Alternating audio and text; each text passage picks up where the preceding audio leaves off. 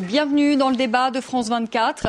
Ils étaient environ 2000 à manifester ce samedi en Algérie avec comme slogan non pas Bouteflika dégage, mais le système dégage.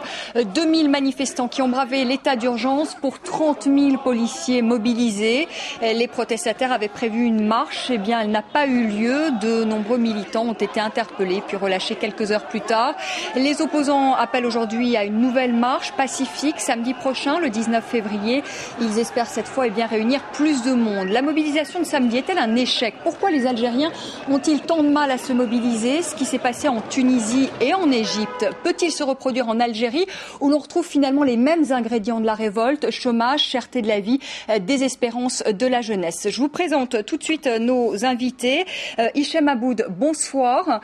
Vous êtes directeur de la revue Repères maghrébin. Vous étiez auparavant chargé du dossier du Moyen-Orient au cabinet du général Lakalayat, le directeur central de la sécurité militaire, et vous avez brisé la loi du silence en publiant un livre, La mafia des généraux. Ça fait plus de 10 ans maintenant que vous ne pouvez plus, 14 ans, voilà, pour être précise, vous ne pouvez plus vous rendre en Algérie, ni vous, ni votre famille. Avec nous également sur ce plateau, Karim Bouaziz, bonsoir. Vous êtes journaliste indépendant, vous êtes également algérien et vous nous parlerez ce soir de votre pays. Avec nous également sur ce plateau, Youssef Merouche, bonsoir. Vous êtes membre de la direction du RCD à Paris. Le RCD, c'est le Rassemblement pour la culture et la démocratie. C'est un parti d'opposition laïque et qui participe en ce moment à ce mouvement de mobilisation. Et enfin bonsoir. Avec nous sur le plateau, Ahmed Damani, bonsoir. Vous êtes algérien, vous êtes économiste et maître de conférence à Paris 11, militant également des droits de l'homme. Alors avant de commencer ces débats, on va revenir, si vous le voulez bien, sur cette manifestation de samedi à Alger qui a réuni, je vous le disais, près de 2000 protestataires. C'était sur la place du 1er mai, une manifestation quadrillée par les forces de l'ordre qui sont intervenues, vous allez le voir, de manière plutôt musclée. Ahmed Tazir était sur place, voyez son reportage. Manu Militari, les manifestants les plus turbulents sont exfiltrés par la police. Celui-ci pourra crier qu'il est avocat, cela ne change rien. Je suis avocat, je suis militant des droits de l'homme. La police a ordre de disperser tout rassemblement de plus de 10 personnes en vertu de l'état d'urgence en vigueur depuis 19 ans en Algérie. Près de 2000 personnes qui tentent de forcer le cordon de sécurité en vain. Plusieurs blessés, une centaine d'arrestations sont à déplorer. Les autorités ont mis le paquet. Plus de 30 000 policiers quadrillent le parcours de la marche pour empêcher tout défilé. À la tête de la manifestation, la coordination pour le changement et la démocratie. Des militants des droits de l'homme, des politiques de l'opposition laïque. Le mot d'ordre pour un changement de système en Algérie.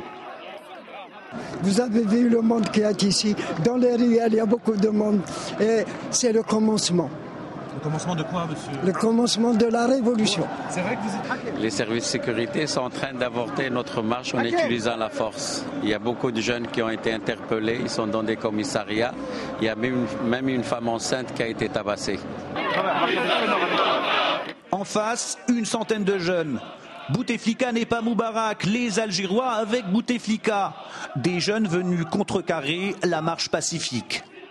Ali Belhadj, ancien leader du Front islamique du salut dissous et de la partie, même si le mouvement de la coordination ne veut pas se faire récupérer par les islamistes. Des manifestations similaires à Oran dans l'ouest du pays, Annaba à l'est ou Ouargla dans le sud, avec le même scénario, empêchement et arrestation. Karim Bouaziz, est-ce qu'on peut envisager une révolution en Algérie comme on a pu le voir en Tunisie ou en Égypte? Est-ce que ça vous paraît concevable? Le mot révolution est peut-être un peu fort, mais ce qui est sûr, comparé à la Tunisie et l'Égypte, c'est qu'il y a une espèce de perestroïka qui se met en place. Donc la brèche est ouverte, mais il faut attendre un peu, histoire de se mettre en organisation et essayer de trouver un parti qui relaie justement les revendications sociales, parce qu'on a vu une opposition qui n'est pas très, très organisée encore. Alors justement, vous êtes membre du RCD, Youssef Merouche, une opposition qui n'est pas très organisée. C'est la raison de cette très très faible mobilisation de samedi. 2000 Algériens dans les rues, c'est pas beaucoup. Au fait, il va falloir remettre les choses dans l'état, c'est-à-dire on parle de 2000 qui ont réussi à être sur la place du 1er mai. Sinon, il y avait énormément de monde qui ont été bloqués. Faut-il le rappeler quand même que pendant 24 heures avant la tenue de ce rassemblement, les chemins de fer étaient bloqués. On ne pouvait pas accéder par la voie des chemins de fer sur la place d'Alger. On ne peut pas aller, par exemple, de la banlieue de l'Algérois vers Alger, etc. Donc, et le dispositif policier, c'est-à-dire plus de 30 000 policiers qui sont réunis aux alentours et dans la place du 1er mai, empêche forcément à ce qu'il y ait des manifestants ou alors la population algérienne de se rendre sur la place. Mais de notre point de vue, il y a eu quand même plus de 15 000 personnes qui sont mobilisées et qui ont essayé d'arriver à la place du 1er mai. Mais bon, on ne peut pas dire que c'est 2000 personnes alors que le régime algérien a préparé et a mis un dispositif de plus de 30 000 policiers. Donc il faut encore une fois rappeler que c'est sous l'état d'urgence que cette contestation, que les Algériens ont bravé l'interdit. Hicham Aboud, ils ont eu peur, les Algériens. On a dit en Tunisie que le mur de la peur était tombé, en Égypte aussi. Est-ce que vous pensez que les Algériens ont eu peur samedi ? 30 000 policiers déployés. On a vu des interventions plutôt musclées. Est-ce que vous pensez que les Algériens ont peur ? Je ne pense pas que ce soit une question de peur. Cependant, la problématique algérienne n'est pas similaire à celle de la Tunisie ou de l'Égypte. L'Algérie sort d'une décennie sanglante où il y a eu perte de 200 000 personnes, il y a eu des milliers d'hommes qui ont été déportés dans les camps du Sud, puis ils sont revenus dans leurs familles, où l'insécurité a régné en maître sur le pays, où les Algériens sont arrivés à un point où ils réclamaient plus de sécurité que de démocratie ou de liberté. Et c'est navrant d'en arriver là. Pour revenir à la manifestation de samedi, il faudrait relever que déjà, il y a une contradiction entre les différents mouvements d'opposition. Il faudrait dire que, par exemple, le FFS avait appelé à ne pas marcher. Pourquoi ? Parce que le RCD marche. Si c'était le contraire, eh ben, il y a des luttes bien sûr, au sein même de l'opposition. Oui, le problème qui se pose en Algérie réside dans la forme d'opposition au régime. N'oublions pas... Oui, mais vous regardez finalement l'Égypte ou la Tunisie, la révolte est venue du peuple et ça a suffi. Hein.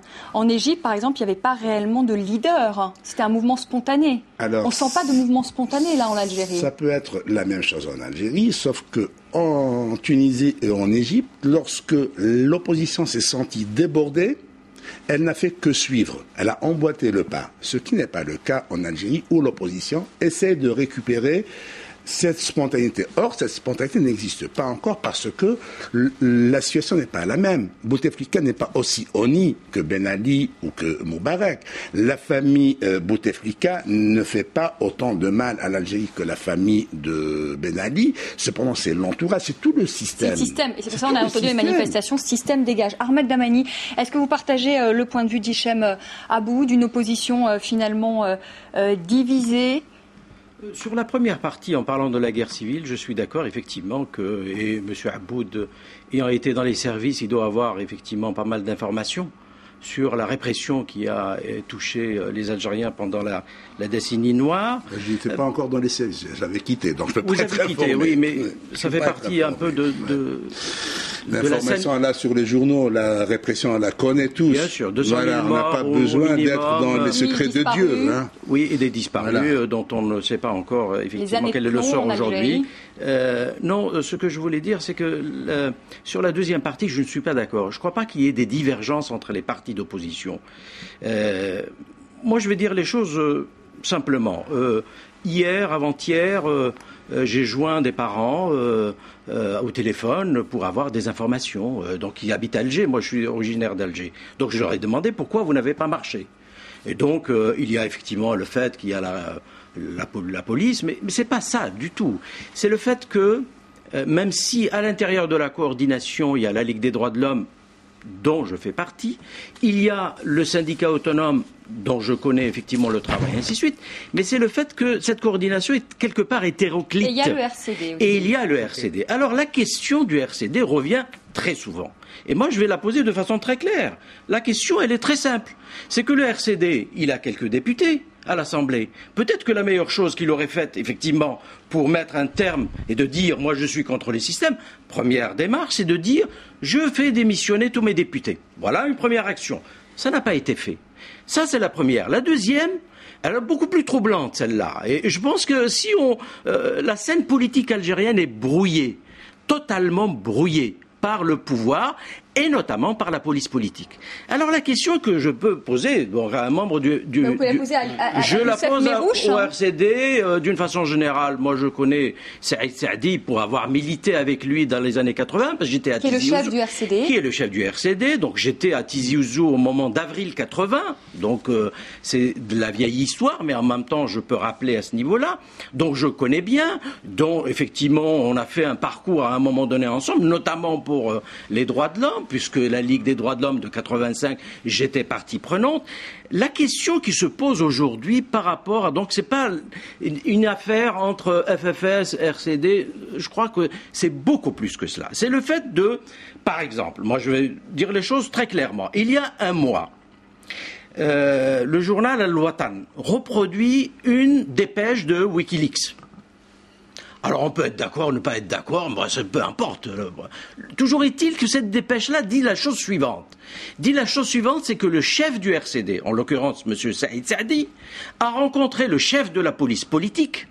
Et ce chef de la police politique, qui quelque part lui transmet un message, à transmettre aux Américains. Quand les Algériens lisent ça dans le journal, et que cette même personne appelle et dit voilà il faut. Donc il y a quand même. Alors c'est en effet vrai. Ça fait brouiller. Ouais, voilà Merouche, la question essentielle. Il y a beaucoup d'Algériens. Je rebondis sur ce que vient de dire Ahmed Damadi. Il y a beaucoup d'Algériens qui reprochent au RCD, qui n'ont pas voulu d'ailleurs participer à cette manifestation, parce qu'ils estiment que le RCD finalement, entretient des liens avec le pouvoir, entretient des liens avec les généraux. Il faut démentir si on n'a pas. Alors qu'est-ce que vous répondez à ces accusations? Rien à démentir.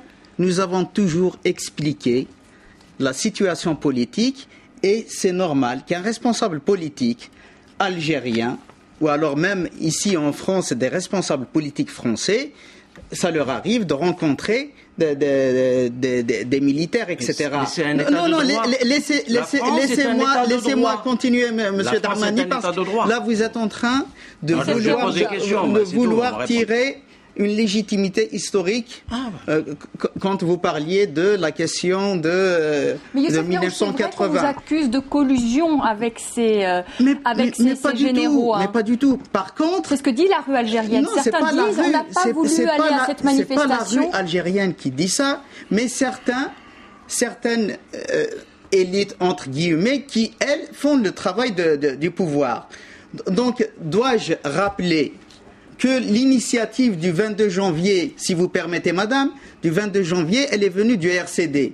Dans l'appel lancé par le RCD, en appelant d'ailleurs les différentes organisations politiques, syndicales, associatives à s'associer pour le départ du régime, pour la levée de l'état d'urgence, la libération des jeunes arrêtés. Voilà la situation. C'est pas la peine de dévier parce que la rencontre avec dont il avait parlé M. Dahmani, elle était publique. On n'a pas attendu Wikileaks pour le dire. Je vous propose d'écouter, s'il vous plaît, cet Algérien qui s'appelle Abdelkrim Mekfoulji. Il est l'un de nos observateurs et il regrette que ce mouvement en Algérie ne soit pas spontané. On l'écoute. On a l'impression en Algérie que lorsqu'on assiste, lorsqu'on discute avec des gens, que ce soit dans le quartier, même dans la famille, avec mes propres enfants, ils disent il y a toujours des vieux, que ce soit M. Ali Yahya Abdelnour, que ce soit M. Saïd Saadi ou les autres, ils disent qu'il y a toujours des vieux qui sont là à diriger. Donc ce n'est pas un mouvement, ils sentent que ce n'est pas un mouvement qui est spontané, que c'est quelque chose qui est de la manipulation. Et c'est pour ça qu'il faudrait peut-être être patient et voir comment ils vont avoir raison petit à petit, de semaine en semaine. Hicham Aboud, c'est un mouvement manipulé selon vous ? Non, je ne pense pas qu'il y ait de la manipulation. Arrêtons de voir la manipulation partout. Ah, ça, c'est la maladie des Algériens. Le changement doit passer d'abord par nos mentalités. L'Algérien doit apprendre à être tolérant, doit apprendre à débattre sans invective et sans calomnie. Il doit apprendre à s'assumer sur le plan des idées. Si l'initiative vient de X ou de Y, je n'ai pas à la rejeter parce qu'elle ne vient pas de moi. Et le problème est là. Donc, moi, je ne vois pas de manipulation dans ce mouvement de protestation. Il y a un problème en Algérie. Il y a une crise latente. Il y a des problèmes sur un fond de toile de corruption. La corruption a gangréné la société, ce dont souffre le pays. Il y a une mauvaise répartition des richesses du pays. Et il y a un nombre de problèmes qui font que les Algériens n'arrivent plus à savoir avec qui ils doivent s'allier pour abattre ce régime. Et finalement, le régime s'appuie sur ses forces d'opposition. Et là, quand je parle de contradiction, le problème, on le voit sur le c'est pas une contradiction. Excusez-moi si je peux me permettre, parce que c'est pas une contradiction. C'est quand on dit FFS, RCD, islamiste, démocrate. Non, ça n'a rien à voir. Laissez-moi terminer, s'il vous plaît. Non, je peux dire mon point de vue à ce niveau-là. Pour dire que, de tout temps, l'opposition fait l'opposition à l'opposition. Avant de la faire, voilà, quelle opposition. Mais quelle opposition. Voilà, déjà, on est sorti du débat parce que les gens de la rue s'en foutent du RCD, du RND, puisque le RCD, de toute façon, par exemple, le président du RCD appelle au changement depuis 22 ans. Il appelle à l'alternative depuis 22 ans, ils ont échoué. Vous n'allez pas me faire croire que le Saïd Saadi... Ils ont échoué. Ils ont échoué. Je suis désolé, vous avez eu combien... Qui est au pouvoir? Vous avez eu combien de députés? Vous touchez 32 millions de centimes. Vous habitiez à Club des Pins. Vous savez, c'est pas vrai. La rue, non, n'importe quoi. Excusez-moi. Je termine. La rue s'en fout du RND, s'en fout du RCD. La rue est sortie pour manifester, pour exister. Tout simplement, pour exister. Vous avez échoué, je suis désolé. Qu'est-ce que vous voulez que je vous dise? Mais c'est pas possible. Comment ça, c'est pas possible? Vous n'habitez pas à Club des Pins? Il n'habite pas. Non, il n'habite pas. Vous n'avez pas des députés qui touchaient 32 millions de centimes? Ils ont été élus. 32 millions de centimes, c'est 25 fois plus que le SMIC. Ils sont reversés au parti. C'est grave. Je peux faire une mise au point. Il est évident que dans un état de droit, que les opposants ou les responsables de l'opposition discutent avec le gouvernement. On le voit en France, nous vivons en France, moi je suis effectivement... évidemment, je vois bien que quand il y a une affaire extrêmement sérieuse, le chef du gouvernement convoque les chefs de parti de l'opposition, et il les informe, il discute, c'est tout à fait normal dans un état de droit. Mais quand vous avez un état autoritaire, et en fait, la personne qu'on va rencontrer, ça n'est pas n'importe qui, c'est pas le chef des services secrets, c'est le chef de la police politique. Voilà la question. Donc, par conséquent, ne brouillons pas les choses. Elles sont déjà suffisamment brouillées. Quand j'ai dit, moi, j'ai repris uniquement les réticences des gens à voir des gens qui n'ont pas, ou on dément, ou alors on dit clairement, on a coupé avec le pouvoir. Voilà la raison. On va reprendre ce débat. On va faire une pause de quelques minutes. L'Algérie va-t-elle vivre son printemps arabe comme la Tunisie et l'Égypte? La mobilisation, on l'a dit, était très faible samedi. Pourquoi les Algériens ont tant de mal à se mobiliser? Alors, il y a l'armée qui menace, et on va en reparler dans un instant du rôle de l'armée. La majorité des Algériens qui veulent vivre en paix. Vous nous l'avez dit, Hicham Aboud, après ces années de plomb. Et puis, il y a la question de quelle alternative au pouvoir actuel. Nous poserons toutes ces questions à nos invités dans la deuxième partie du débat. C'est dans un instant.